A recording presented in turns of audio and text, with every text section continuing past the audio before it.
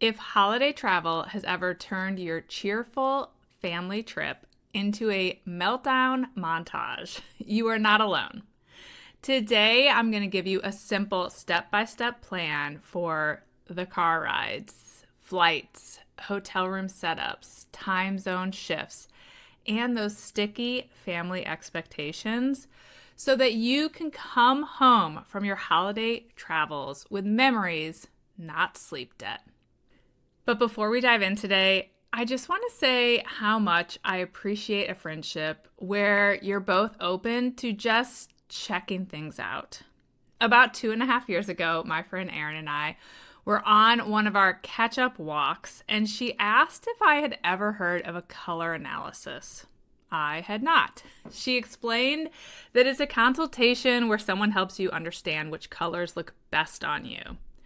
I was curious, but if I'm being honest, I was probably not going to pull the trigger until she asked if I would go with her because it might be fun to do it together. So, of course, I said yes, and I'm so glad that I did because shopping has been so much easier ever since. I was actually thinking about it just yesterday when I was pulling on a plum sweater. I never wore plum before, and I curled my now lighter hair because it turns out my old hair color was too dark for my complexion. And as I ordered a new pair of chocolate-colored Lululemon workout pants because black is not my best color. So here's to having those fun friend adventures. And if you have ever been contemplating getting a color analysis, I highly recommend it. Okay, on to today's episode, all about holiday travel. If you have any anxiety about traveling with your baby, toddler, or young kids this holiday season, this episode is for you. Hi, I'm Allison Egidi, a pediatric sleep and wellness coach and a mom of two. I love to help parents find solutions. This is How Long Till Bedtime.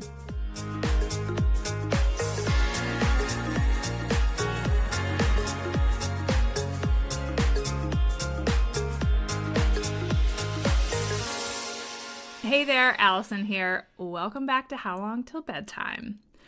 Let's start this episode with the rule that makes everything about holiday travel with kids easier.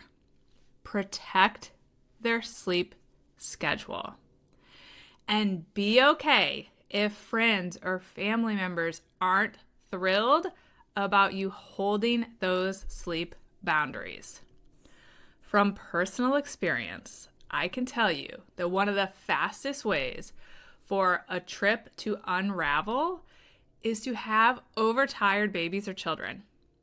My lowest point of my parenting journey thus far happened at my parents' house one Christmas when Addison was almost 2 and Ainsley was 5 months. I was trying to make everyone happy. Sleep was not going well, and I nearly broke. The good news is that really rock bottom moment changed everything. And it plays a big role in why I am sitting here today recording this episode and working with so many parents around sleep.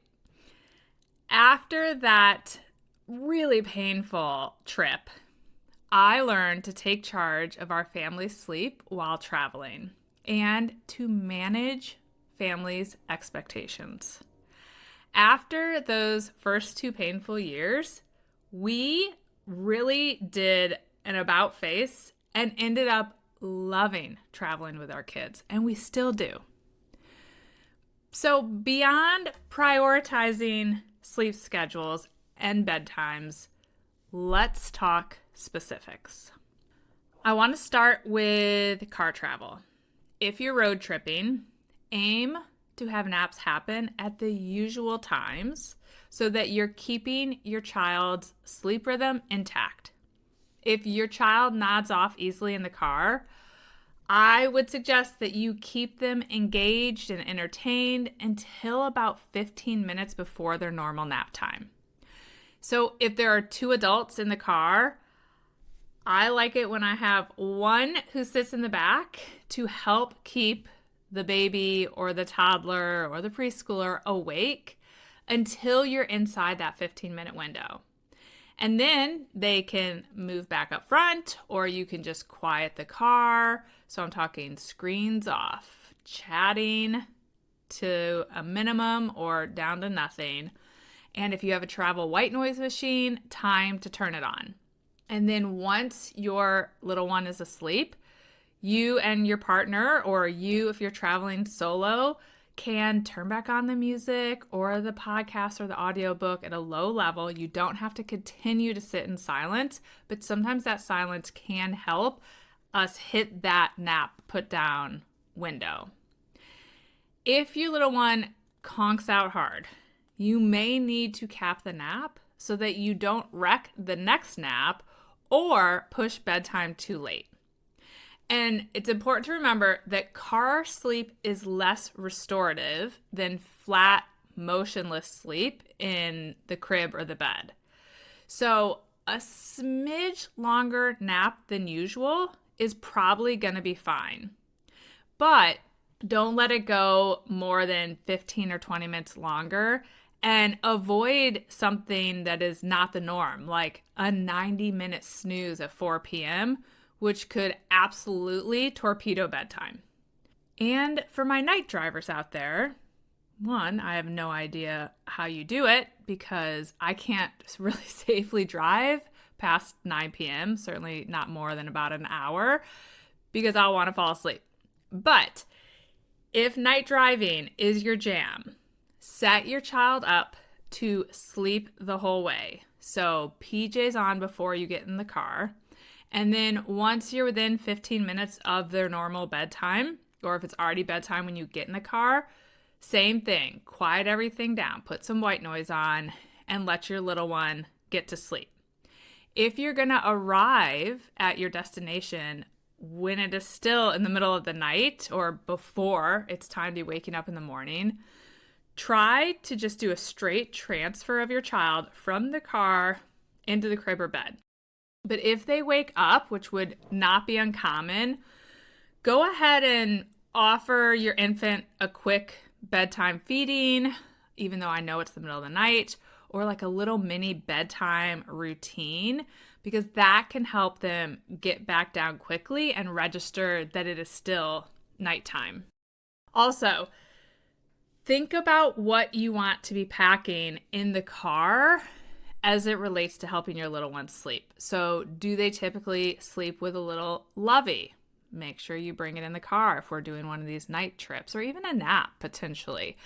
And then if they have pacifiers, pack 2 to 5 in a bag that's easy to reach. That portable white noise, which I've already mentioned. If you have an older child, their water bottle. If you're going to be giving an infant a bottle with milk, make sure all of that is handy. I also really love some pull-down car blinds. I'm happy to link to some of these in the show notes. It can help for naps and blocking the sun and just general comfort if the sun is shining in on your little one when you're traveling in the car. And then for keeping them busy in between naps, 2 to 3 quiet activities that you can rotate through during those wake windows. So a soft book, a teether, one of those crinkly little toys that infants like, or for the toddlers, a reusable sticker pad, or one of the buckle sewing kit toys.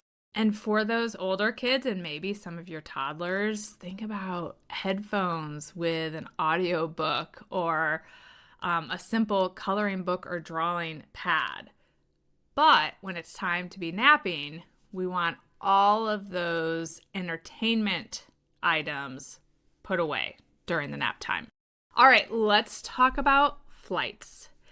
It is definitely trickier to maintain nap schedules when you're flying. because there's a lot out of our control, the timing of the flight, when you're moving through the airport, all the things. I'm a fan of earlier flights so that if there are delays, you're feeling a little less stressed about how late it's getting, hopefully. And if you're not getting in too late, you still have that option for an early rescue bedtime when you get there. But no matter what time of day you're flying, my general rule around naps when you're flying is to take sleep when you can get it. A 25-minute carrier nap while you walk through the terminal, or a longer than normal nap during a flight. All of those work for me on travel days that involve airplanes. Many babies under 12 months sleep surprisingly well on airplanes. I think it's because planes are kind of like giant white noise machines.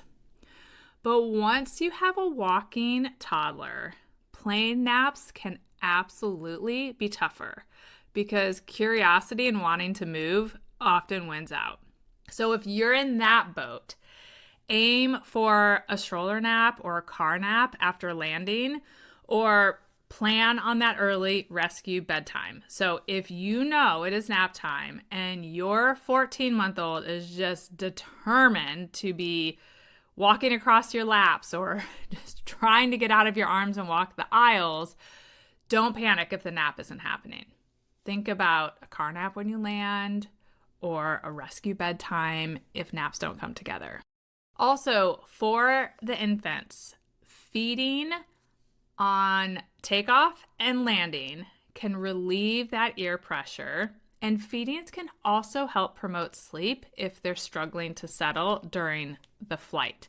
So while I'm often telling clients, let's not get in the habit of feeding to sleep, when we're traveling, that's my exception to that rule. So if feeding your little one to sleep on the plane will help, go for it. And when we traveled, when our girls were still in the napping stage, I think something that really helped was managing my own expectations.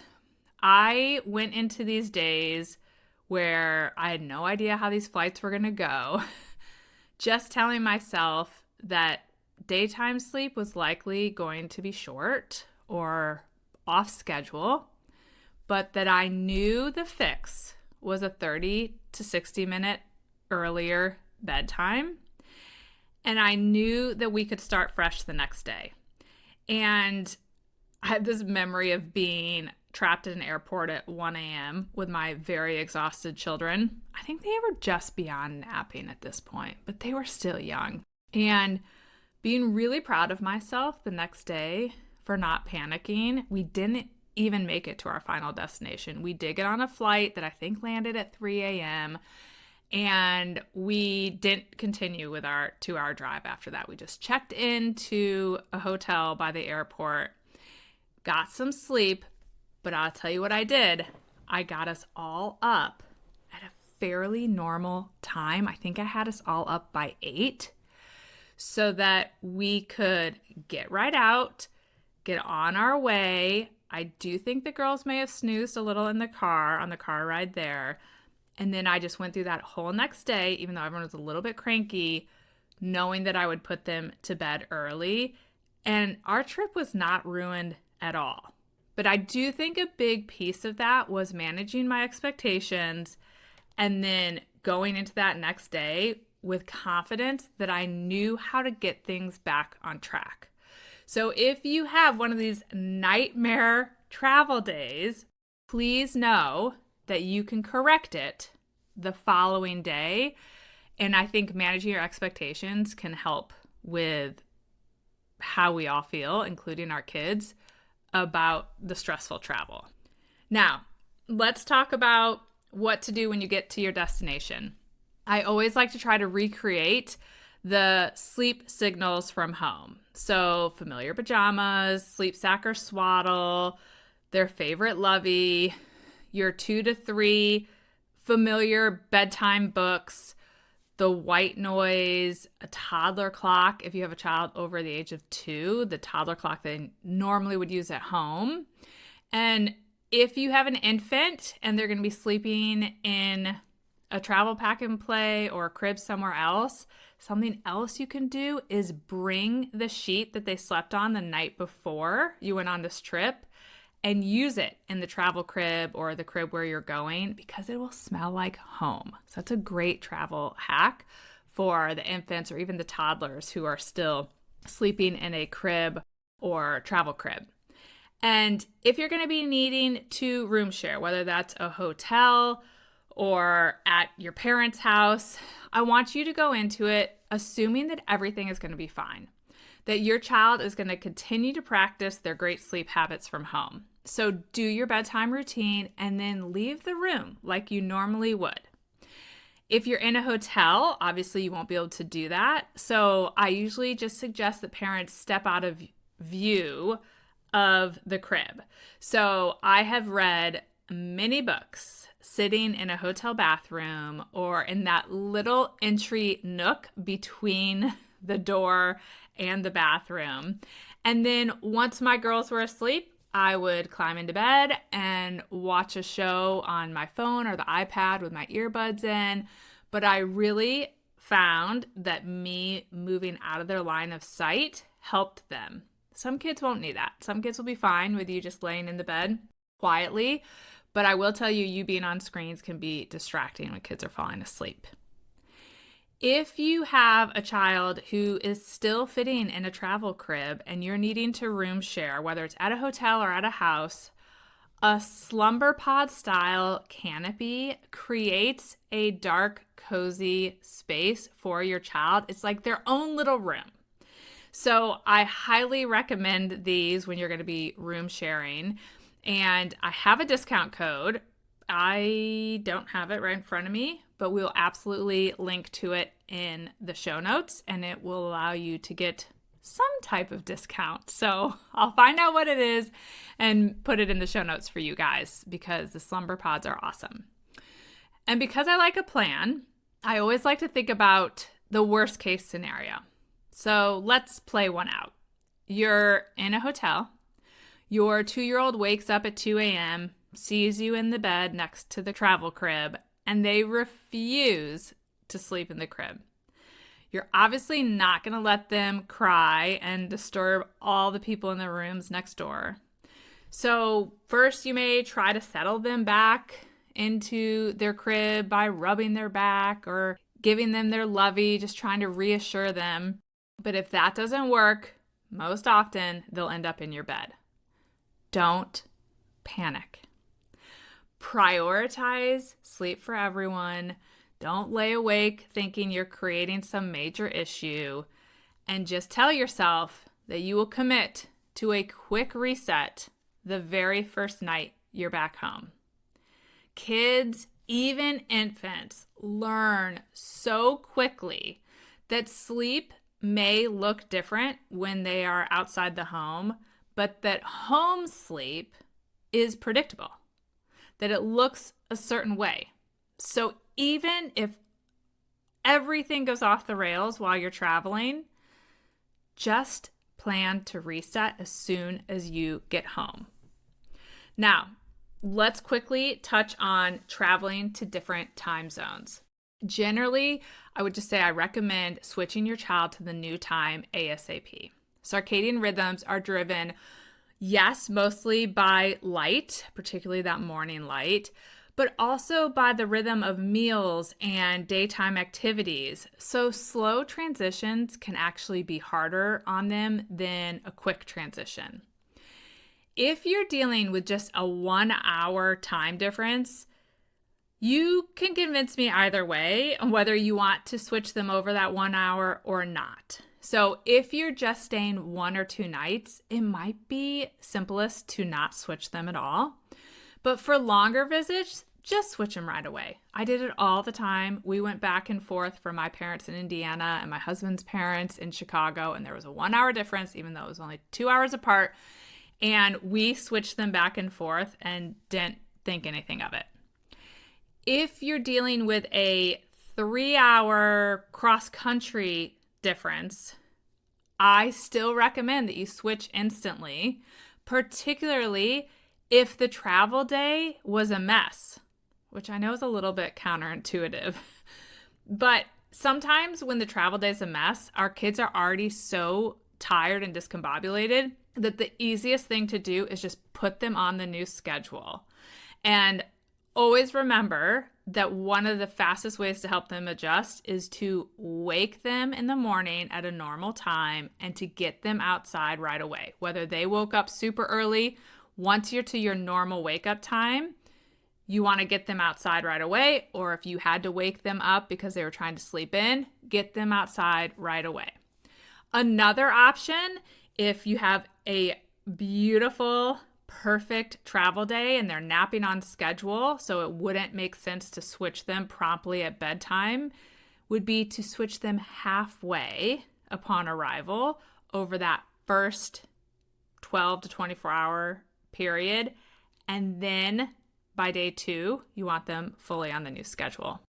And if you're dealing with off naps or early wakings, depending which way you're traveling, the fix is always the same, you guys. An early bedtime. And hold the nap schedule to the typical schedule, even after an early waking. So hold to the normal schedule and then go with an early rescue bedtime. The last thing I want to touch on is managing family expectations. This can be the stickiest part. Share your plan early and kindly with your relatives. You're not asking everyone to change their plans. You're sharing what your little family unit needs to keep this trip pleasant. Let me share a specific example that happened with our family.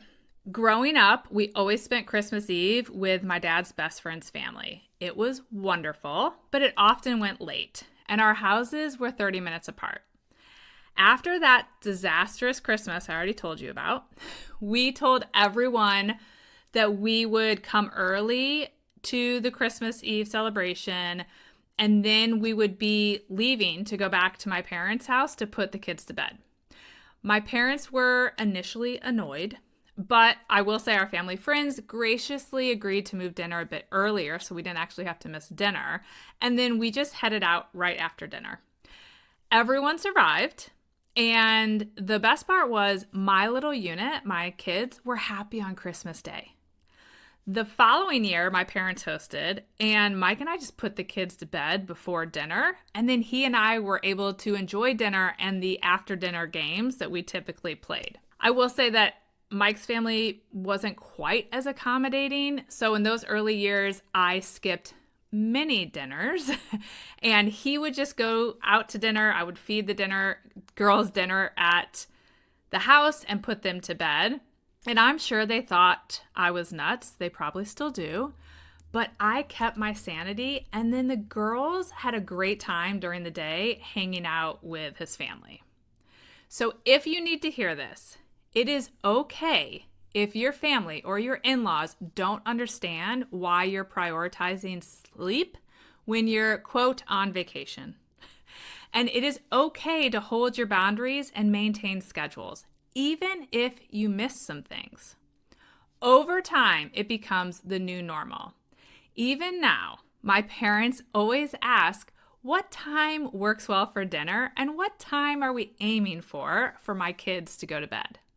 Because they have seen how much happier the girls and we, their parents, are when they stay rested.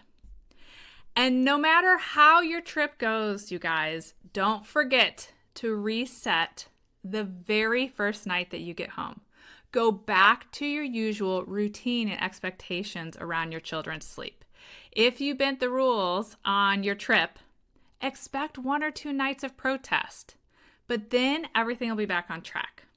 Once we changed our approach after those first 2 years, we have loved traveling with our kids. And I always want to help families I work with enjoy traveling too. I hope this episode helps you feel more confident going on those family adventures. I'm going to link to my favorite travel items in the show notes, and I'm going to share that discount code with you. If you have a friend preparing to travel over the holidays, please share this episode with them. Happy holidays, my friends, and as always, thank you for being here. Bye for now. Thank you for listening to How Long Till Bedtime. To learn how we can work together to improve your child's sleep, please visit sleepandwellnesscoach.com.